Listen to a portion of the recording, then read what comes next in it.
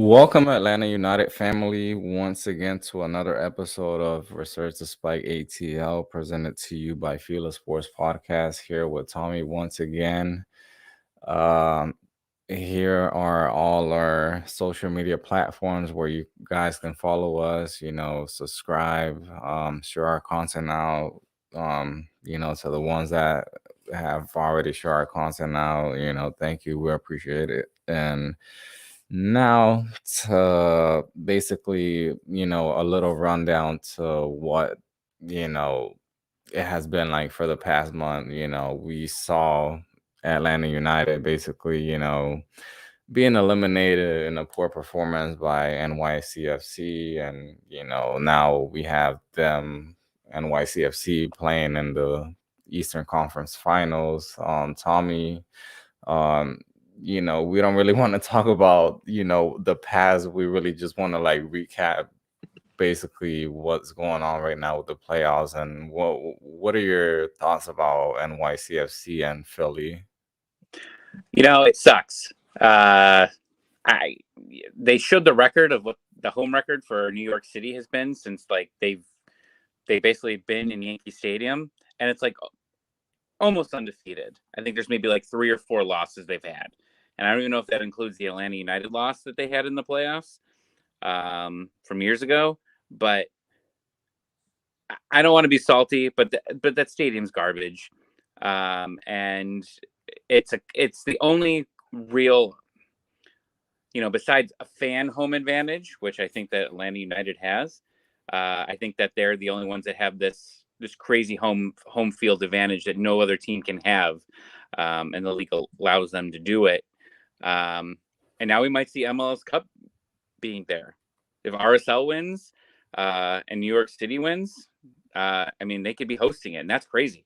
Like, that's just absolutely crazy that could happen. But whatever. I think I said to you, maybe 3 weeks ago, was that I thought that New England was going to lose because they had such a long layoff, and they basically played for nothing for the last month.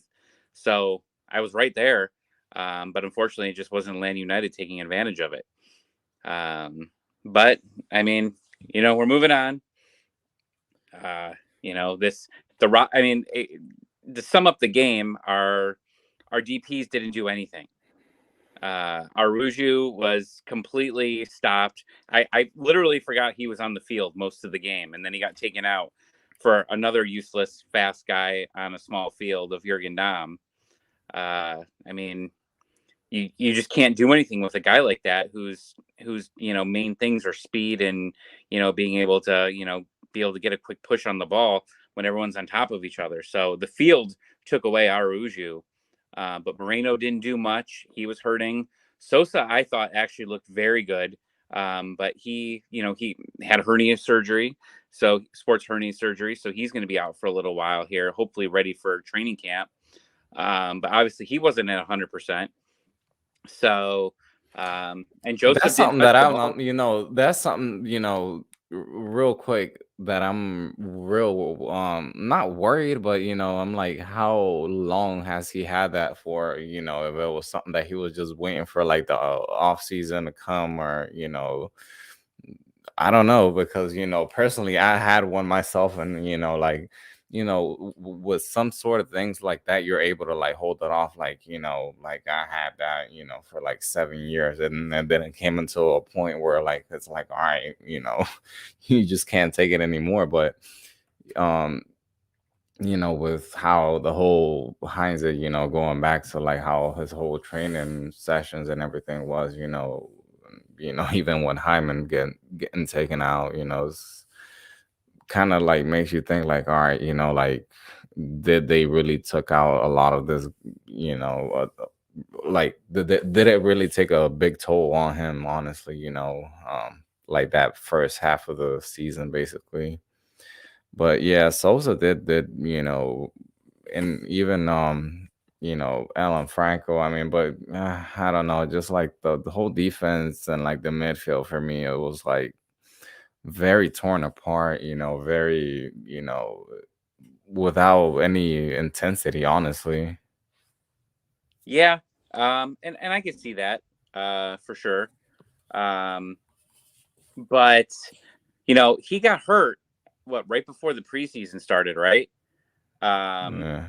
And when he got hurt, he I'm sorry, like right middle of the season he got hurt, and then they said he was going to be out for a questionable amount of time. So we didn't know what questionable amount of time meant. And then all of a sudden he reappeared and he looked okay. Like, I don't think he looked fantastic, but yeah, it was a little weird how he disappeared and he was able to come back so quickly. But obviously he was, a lot of players, you see a lot of sports hernia injuries in hockey, and usually they can't play with it. It's an injury that they can't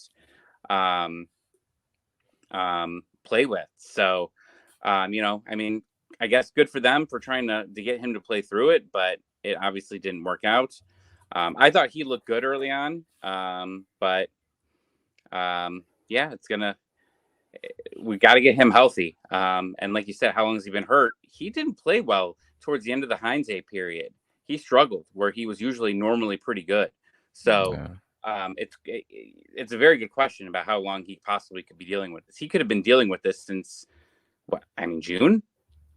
But he was also playing every single minute possible prior to that. So he might have gotten tired as well. Maybe it was just tiredness, and then being tired, he got injured more. I'm not sure.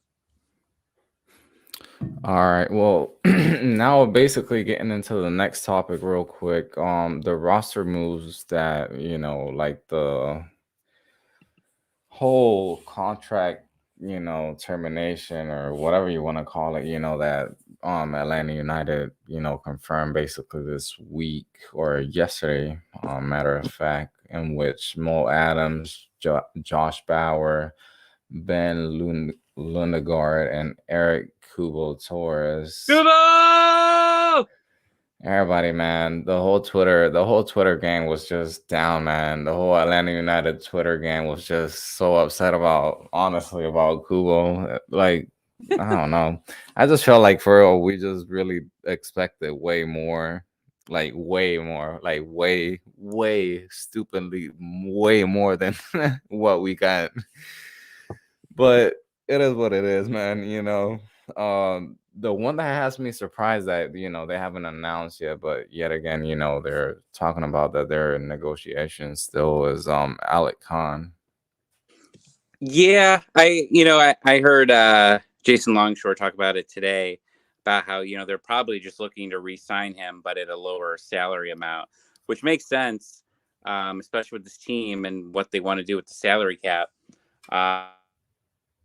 But the biggest surprise out of that entire press conference was Jurgen Damm. I think someone just flat out asked about Jurgen, and I took it in a way, at least here's how I took it, is when somebody flat out asks you if you're cutting somebody, you can't say yes. You can't. I don't think it's something that you can do because you kill his value 100%. Now they probably could loan him out somewhere, and that would probably that would help alleviate some of your salary cap issues that you have. But damn it, if they don't get rid of him and get rid of that cap hit for a guy that started, I think, 2 regular season games, that's insane. I'm back to getting rid of Boca. He's got to go if that's legit. He's got to go. So it'll be inexcusable if Jurgen Damm is on this roster on February 28th.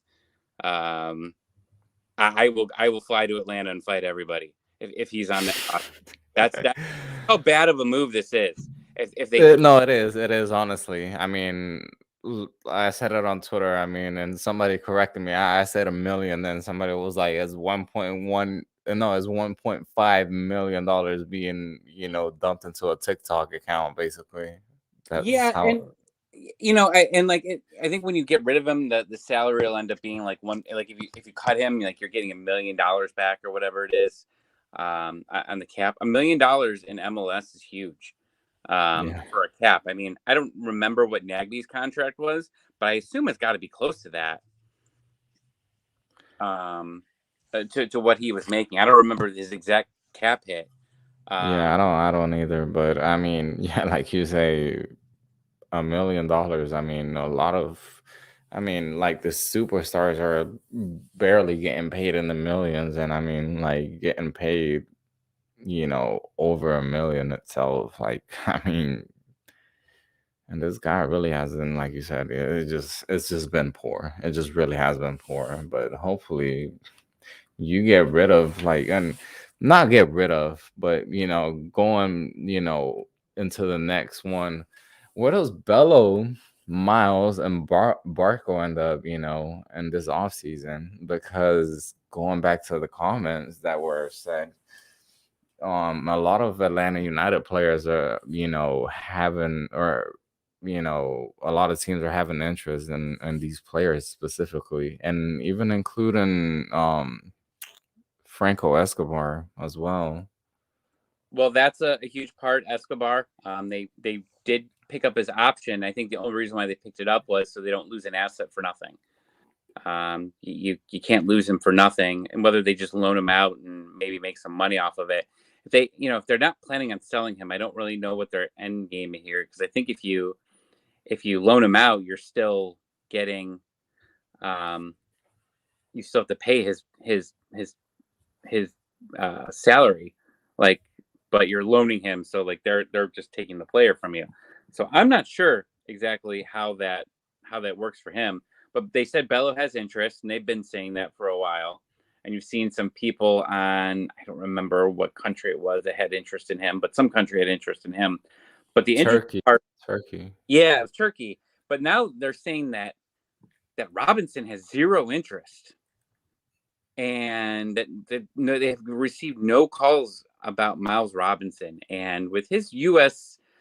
tenure, that's amazing that they're, first off, if that's it, like I just saw Ghostbusters, and they say, like, if they ask you if you're a god, you say yes. Well, if they ask you if people have been calling on Miles, you say yes, because that makes people think that people want him. And I was amazed that they did not say that. I was in complete shock. Like, you lie about that, and this team is very good at not telling the truth about things and hiding injuries and hiding things that are going on. And you don't lie that Miles Robinson doesn't have interest. That's insane to me. I'm shocked that they said that. But it's probably good for Miles to stay around, because if Miles stays, he could have interest. I mean, he can continue to play, get his minutes, because you see a lot of these guys. I mean, just I know this is a bad example, but like, we see more talented players go to the Premier League and sit on the bench for the entire season. Players with more, with more talent. I know I'm a Manchester United fan, but like, that Van de Beek that they signed a couple of years ago or last season, he's barely played at all. So Yeah.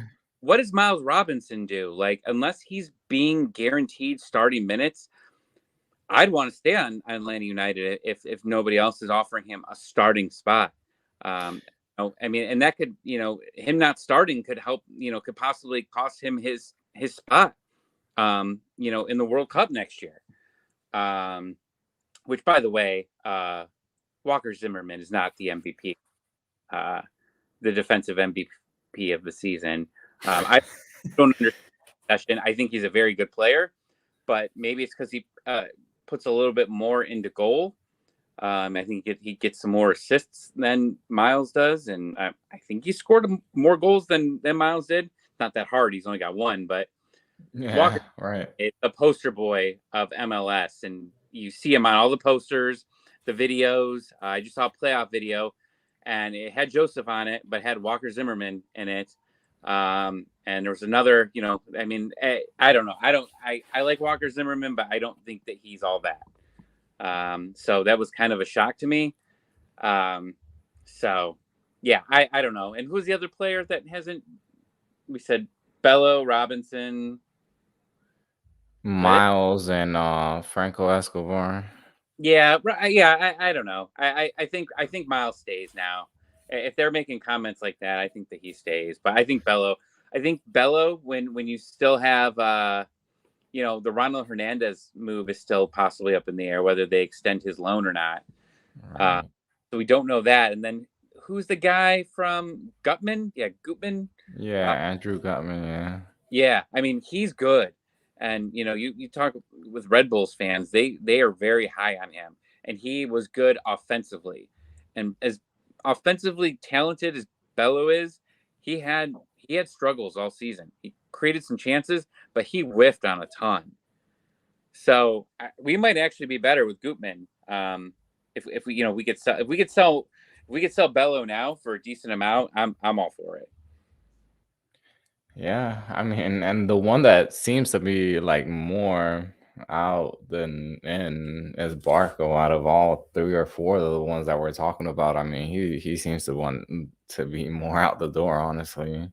Yeah, that was the last guy. Yeah, I mean Barco. I especially with all these talks of Amada, Yeah, he's got to be gone. I think that there's already there. They've already had primary discussions of letting him go.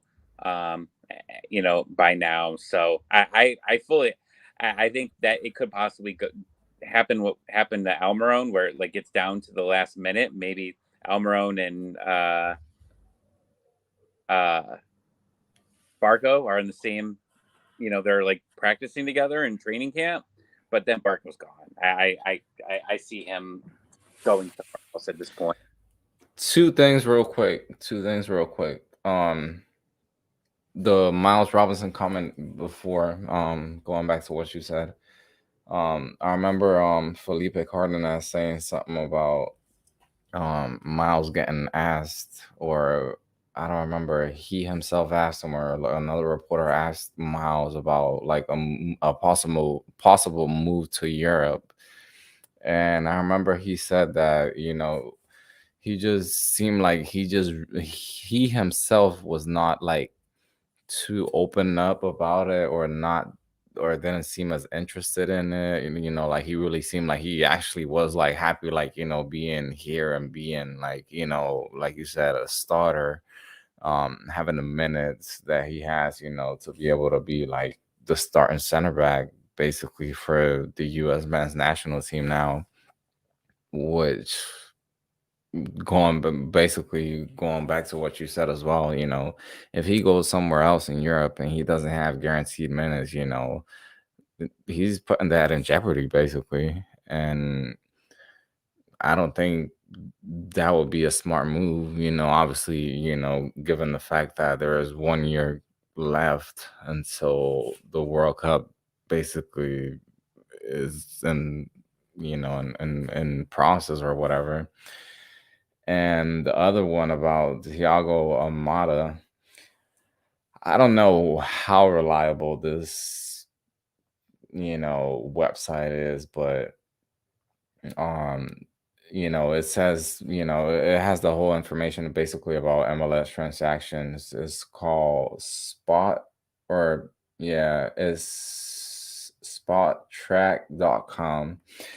And it basically has like all the, you know, MLS transactions that have happened, teams, it gives you like the years basically, like you're able to like narrow it down to like a lot, and the last one the last name on there for Atlanta United happens to be Thiago Almada, and it says November 5th, 2021, sign a 5-year contract with Atlanta. I don't know how, like I said, how reliable this thing is, and it has some, honestly, like a very like detail, like Luis Araujo was the transfer before that, August 6th, 2021. um Even before that, it has when Fernando Mesa had his contract released by Atlanta United, July 23, 2021.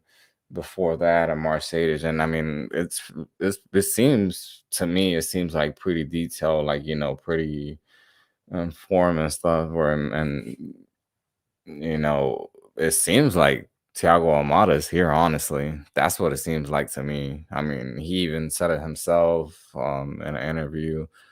But I mean, it just honestly has to be just basically made public by Atlanta United. But I see him here, and I see Barco out by January. I mean, that's what I see more than anything.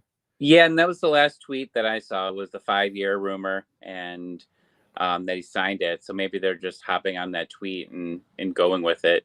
Yeah, maybe. But yeah, I mean, if they sign him with 5, it's just interesting with the 5-year contract because he said that he basically wants to be here for a year. And if that's the truth, who signs a 5-year contract then? I mean, maybe you're paying him more money to sign here, so you have the right, so then you can make money off of him later. But I don't know. I don't know if I buy that if official. But if you do, then you've got all your DPs then, Aruju and Joseph. The one that interests me is I saw the post that there's rumors that Rui Diaz wants out of Seattle. I was like, oh man, like what if that'd be, Hardy has a Pineda, but I mean we can't fit him in with Aruju. There's just absolutely no way that you could fit him into the roster. But man, what if? Yeah, definitely. I mean, he's definitely one of those guys that I mean you want to have. I mean, he definitely didn't have probably the best career in Mexico, but when he came here, like he definitely flourished, and he adapted into the MLS, and I mean, he definitely adapted into Seattle and had very, very good, a very good time there, but. Yeah, definitely. I don't know unless something changes with like the DP rules or something. I don't know, something drastic changes, but I don't know what with the, like even like the whole Leagues Cup coming up and everything. Something's got to change, because you can't sit here and expect even in the CONCACAF Champions League and stuff like that, you can't expect for the MLS teams to sit here and go full on with clubs like Cruz Azul or what's the other one, Tigres or Club America. I mean, there are teams that are spending like millions and millions of dollars, and you just something's got to change. Yeah, where they go I mean, I've read that they want to go to the MLS format, and that's even yeah, I read that too. Yeah, they want to pay less money. If they want to pay less money, that's I mean, I guess that could work. But yeah, I mean, definitely, if you want to compete, you're going to need to. I mean, I guess right now we look at our backup strikers. We still have Conway, but we still have Eric Lopez, and Eric Lopez is making a pretty big salary for a guy that basically started almost nothing. I know he started early. I know that Heinze liked him, but I mean, I think he had that one goal against Nashville or Philly. I think it was Nashville. It was Nashville. Yeah, he scored a really nice tap-in goal that he had. But other than that, he hasn't done anything. So yeah.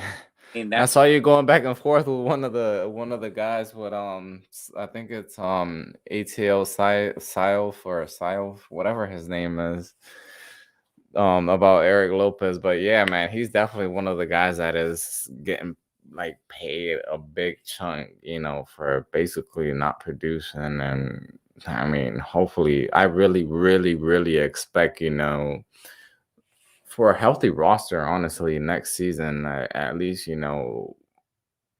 basically towards the second half of the season.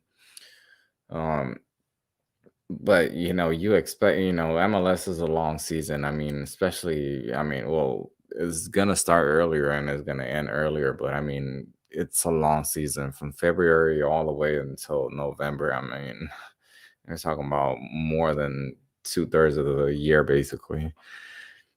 And you just really expect for like your top players, for everybody, you expect for Joseph, without a fact, to be at least 70-80% of what he was in 2017, 18, and 19.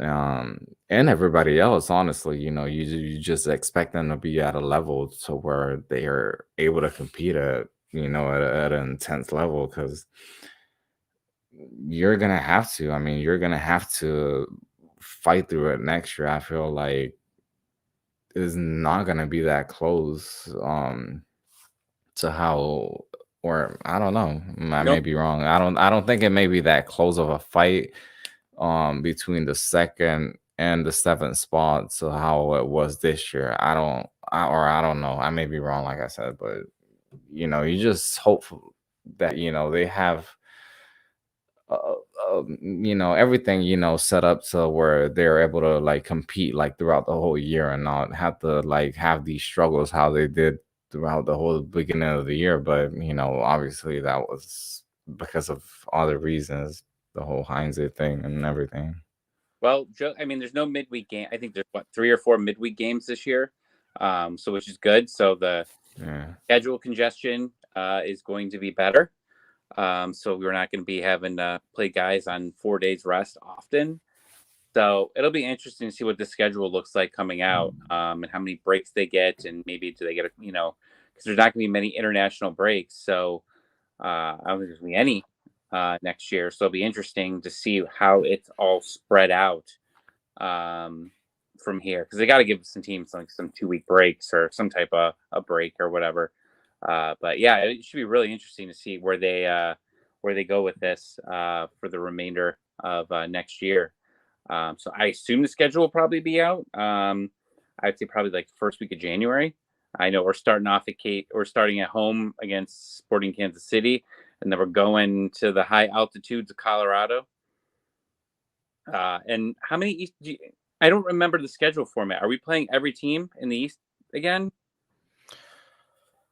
If I'm not mistaken, I think we do, and there's if I'm not mistaken, 5 trips out to the Western Conference. Okay, so it's only 5. Yeah. So in some of those games, obviously Sporting Kansas City's at home. So, I mean, this is good because every time we've been stuck with West Coast teams, we've been stuck with Seattle, LA, like all the good teams in the East, or I'm sorry, in the West. So maybe us sucking has helped out a little bit.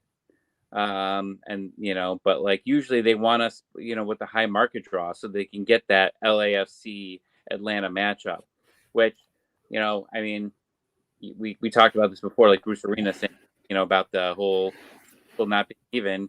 Well, the schedule's not even, and we were stuck playing LAFC. Didn't we play Seattle this year? Yeah, we played Seattle. Yeah, we did. So we probably had, I know LAFC wasn't very good this year, but still, you had to play some very good teams with some good rosters. Where like some teams were just stuck playing, some of the crappy Texas teams, right? Like Yeah. if we got to play Austin, that's probably 3 points as opposed to playing some of the other West Coast teams that we played, and that's a playoff spot right there. Yeah, a home game, a home playoff game. Not in Yankee Stadium.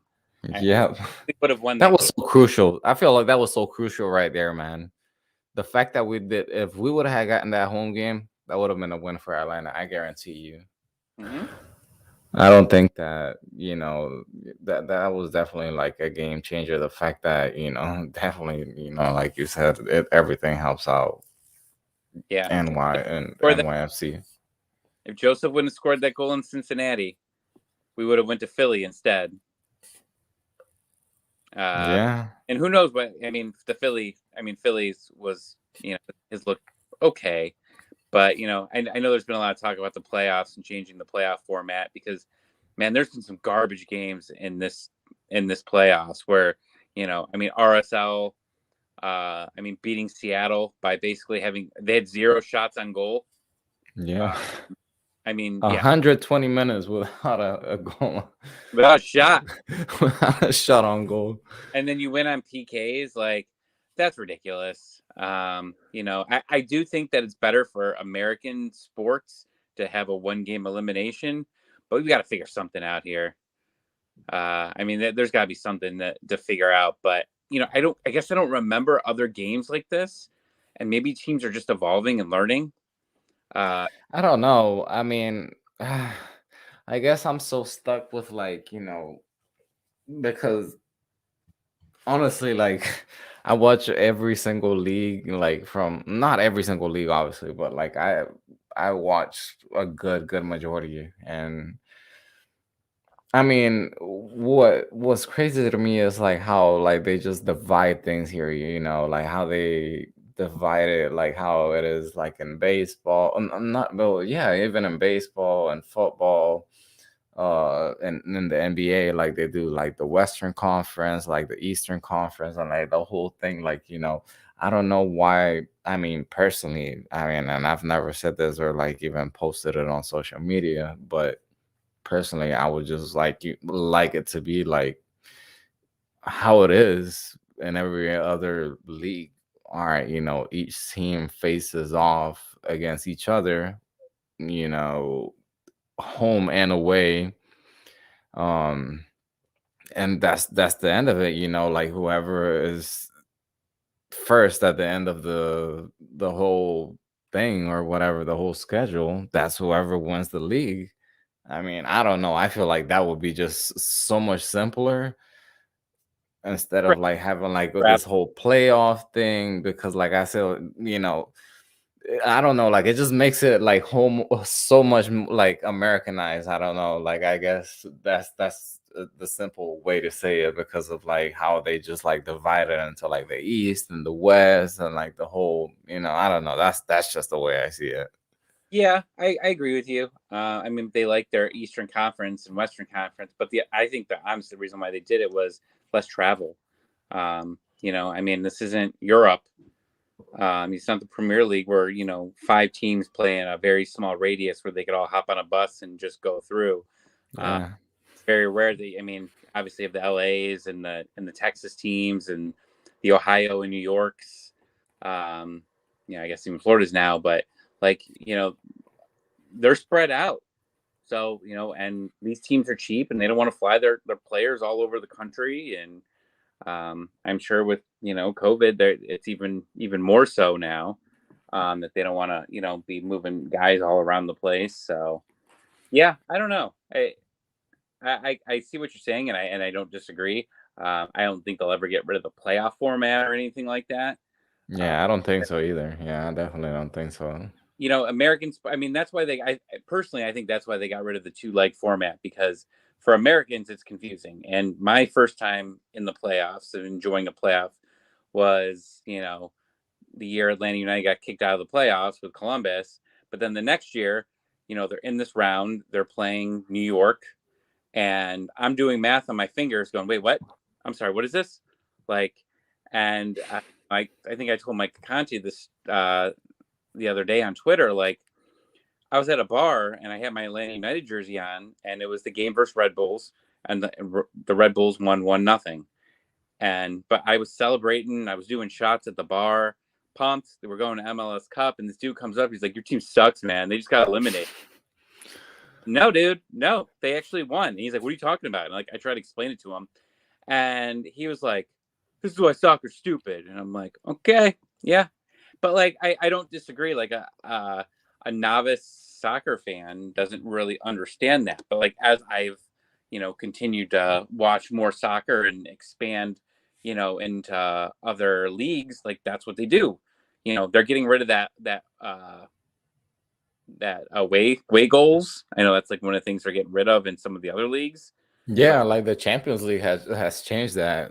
Or no, wait, has it? Or damn, I don't know. I'm low key lost. I low key just had a brain fart, but I think I remember like that was a debate like a couple of years ago, like and even going into basically extra time. I remember the Atletico Madrid coach Diego Simeone was one of the ones that pointed that out to where like, all right, if I lose like 1-0 or whatever it is, and I'm able to tie it into the second in the second leg, and for whatever reason we go into overtime, then why does that have to? Why does the other team still get the advantage? We already played honestly the 180 minutes, and why does it still count on until the extra time? It should be like, all right, if you score, like that's it. Like, but then since you got the away goal, even if you score one, like that's not enough. You have to score two, because it's just it's a big mess, honestly. And like you said, now they've gotten rid of that, if I'm not mistaken. Or Yeah, I think it was Champions League. They got rid of it. I'm 99%. yeah, it was Champions League, yeah. But honestly, uh, hopefully, in all honesty, I mean, I even saw Atlanta United, like posting, trying to keep like their core players in and everything, which obviously that helps, but a lot, has to happen this off season, especially like from the players' part, so try to work and try to basically have a little bit of momentum, or You I only don't know, just have, yeah, just something you have something something good, man, having for them, like they just got to believe that the team is good, that there's talent, that they have everything that they need to basically succeed. I feel like that they need to believe that. That's what they need to do. I didn't think they were starting to gain confidence, but I think I think if you only right now, I think you only have two open roster spots. I don't know if that counts Hernandez leaving or if that counts him staying. But you still need a backup goaltender. You still need a backup goalie. Um, if Bello leaves, you're just replacing him with Gutman, so that's not an open roster spot. Miles, obviously, I mean, you've got your backups for him, but like you could obviously sign a player if you got rid of Miles. Escobar is probably not going to be on this team per Felipe. And then who's the other? And then you move Barco. I mean, we probably have already got Omada. So you still got to bring a backup goaltender in. So that's one spot. And then again, I don't know if Hernandez is going to be there or not. You're getting Emerson Hyman back, which you saw the video of him like starting to run with the team or starting just to run on the field. So that's good. Yeah. So you've almost got a full roster.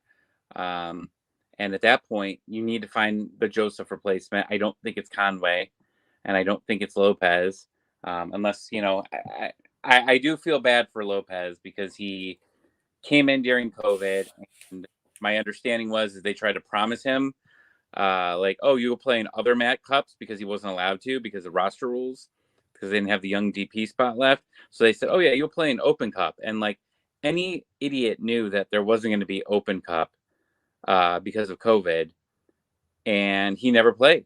He did not play a single game for us 2 years ago, and then now he comes in and he doesn't do anything. So the worst thing you could do for a kid is to have him not play, which goes back to our Miles Robinson discussion about him possibly not getting time. So if Lopez, why they didn't put him on the twos, I have no clue. I don't know if there was roster rules or whatever.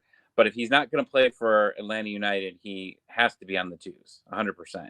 And if they want to keep him down there for the first half of the season, to have him continue to grow, that's cool. But if not, you got to get rid of the guy. You got to, I mean, we paid a very hefty fee for him to bring him over a few years ago, and we had to hide him.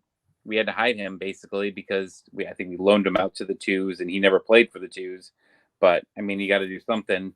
You got to do something with Lopez. Again, if you don't have Lopez and if you have Jurgen Damm and Eric Lopez on your roster, and they're both not starting, and neither right now have shown zero anything to be starters, we're gonna have a terrible season again. Um, I don't honestly. I don't know how long Eric Lopez is contract length is, but I see him more out honestly than in. I don't think they're gonna get any money back as much as what they pay for, but in all honesty, I mean, you just gotta get rid of that salary. I mean, it's simple as that. I mean, same thing going back with George and Dom. I mean, it's you just gotta get rid of like, that money that you're paying. I mean, you could be spending that in other players, or I mean, you could be spending that, in a backup for Joseph, given the fact that like, even going back to what we said, Conway and Eric Lopez doesn't cut it. You just have to know where you're spending your money at. I mean, it's simple as that. I mean, going back, I mean, Pineda, I know for a fact knows this as well. You know how Seattle has been like it. They really know. Like honestly, like they're one of the teams that I really look up to, like when it comes to like how they spend their money, because they really know the players that they want to, and they're not gonna sit here and like sign this like mega stars or anything like that. They're not like Inter Miami, or not a New York Red Bulls or LAFC or any of the LA or teams or whatever. Yeah. But it's just you just really got to figure out how to spend the money. And if, like you said, I mean, George and Dom, and I mean, even Ariel Lopez, one of those two, or like, there's just got to be some salaries that just have to be let go of. And by January, it just has to be simple as that. I mean, you got to bring in more quality for the bench. That's something that Atlanta United lacked off a lot, is quality coming off the bench, to be able to close out a game, whether it comes to defensively or offensively. I mean, they've lacked that, throughout the whole year. I mean, Mikey Ambrose, his couple minutes that he played, and Alex DeJean, the 2 games that he played. I mean, you're right. I mean, you need your guys to play, and you go back and look at that, those couple earlier versions of Atlanta United, and it's you almost saw everybody, at least you saw Andrew Carlton, get games in not only the Open Cup but in regular season games.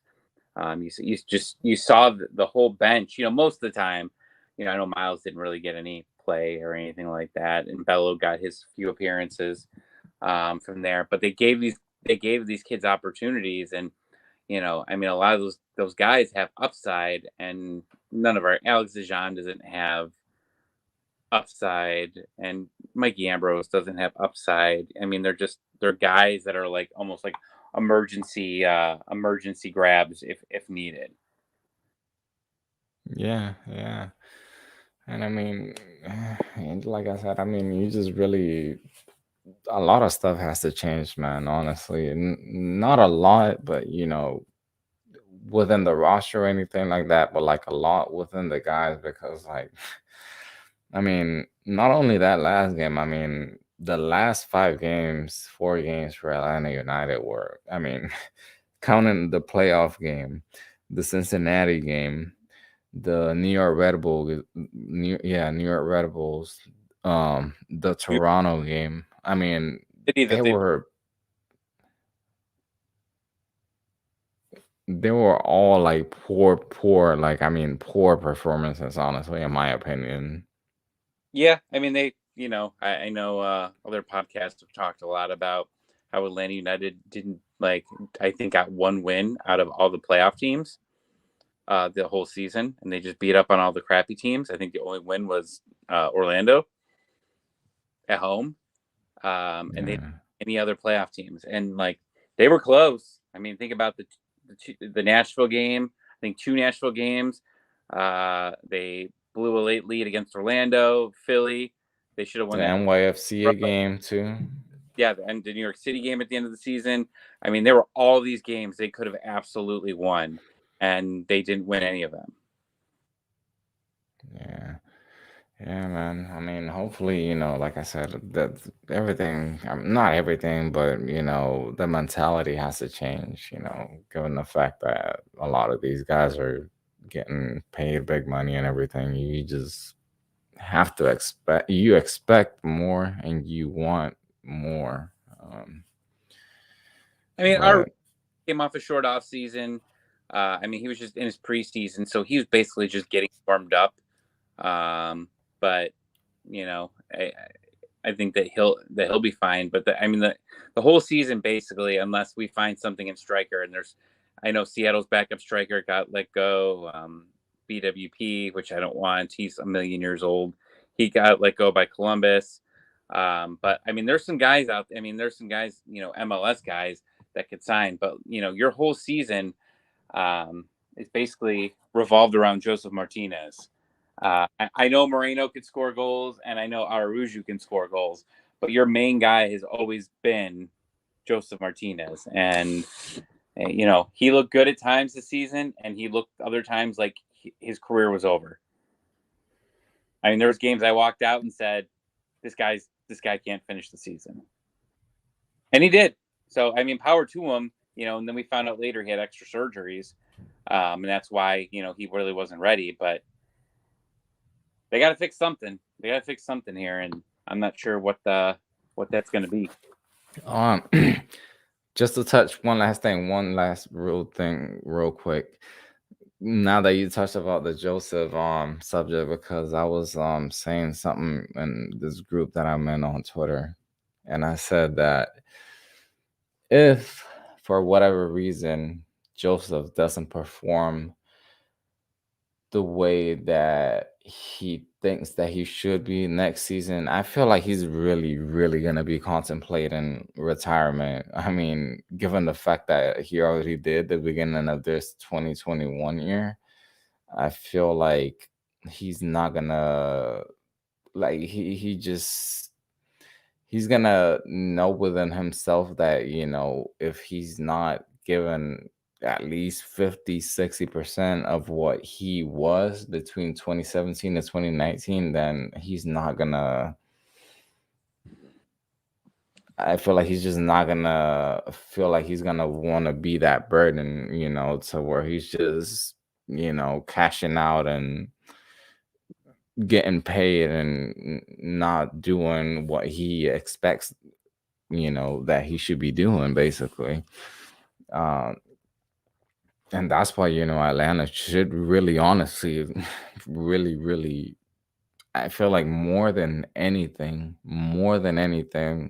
whether it comes to goalkeeping, defenders, or anything, they really should be worried about the goal scoring, because I mean, even when Joseph was at his best, that's why, they even got criticized a lot, because he was the one that everybody rely on, that he was gonna score. And I mean, it came down to 2020 where he wasn't there, and I mean, it was a loss, like a complete loss the entire season.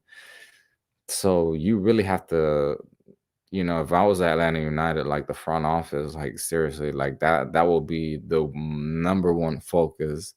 Like, where are those goals gonna be coming from if Joseph is not at his best? I mean, you just have to. The goals are the priority. I mean, if you don't score goals, you don't win games. I mean, it's as simple as that. I mean, you just have to find a way to get those goals. And hopefully for Atlanta, for like the city, for the team, for everybody, he's back at his best for the league. He's back to what he used to be next year. But if he's not, I mean, Atlanta are really gonna have to look deep, deep to find where the goals are gonna be coming from. Yeah, I mean, retiring would be the easy thing, I guess. I don't know how it works in MLS if a player retires and he's your GP, but yeah, I mean, he's going to have to improve, and I think they're very high on him having the off season, which I mean, we could talk about the off season, but this isn't a hockey or football off season or basketball. This is an MLS off season, and normally it's what, 3 months, but like it's 2 months. Like they're going to be back in training in 2 months. So, this is some time for him to heal and continue working out and improving his leg. But, is it going to be enough time? And there's some players that have come off some major surgeries, and that extended time off helps. Um, I don't know. I don't know if this is enough extended time for him to get fully healthy. Um, you know, I guess we'll see. But again, he had surgery last January. I think they said he ended up having a Yeah. January. So if he had another surgery in January, we're just hitting the 1 year mark in a month. So yeah, maybe. I mean, maybe this next season he's back to being Joseph. But I mean, they neutralized him and Aruju on that field. Moreno had some points, but he was hurt. I mean, he had a foot injury. He wasn't 100% either. All three of our DPs were basically, Barco, I keep forgetting Moreno's not a DP, but I mean, Barco didn't do much. I mean, Barco tried to overdo it and try to just take the whole game on himself, which didn't work out very well. So, yeah, I mean, you're going to have to figure something out here, but you need to find you need to take that Jurgen Damm money and find yourself a backup striker, 100%. Yeah. Yeah, man. All right, man. Well, thank you every single one of you guys that were on here through the live, and the ones that are still on there with us. Don't forget to subscribe to FILA Sports Podcast. Go follow us on our social media platforms. Share our content out. Thank you. Most likely we'll be doing another episode, either before or after, Tommy, between before or after MLS Cup. What do you think? Yeah, I mean, we got a free agency. I think maybe after MLS Cup we'd talk about it, because I think you're gonna have, free agency, but you're gonna have the expansion draft too. Yeah. Talk about what players are protected and what players aren't protected, and Atlanta United's got some very interesting players that they could leave open. Yeah, yeah, I saw that. I saw that, Liz. Yeah. So yeah, let's meet up after MLS Cup and cry that we weren't in it. Without a doubt, yeah, man. All right, well, thank you every single one of you guys, and we'll see you next time. Thank you for tuning in to Resurge the Spike ATL, and thank you guys. Till next time. All right, Tommy. See you, man. See ya. All right, man.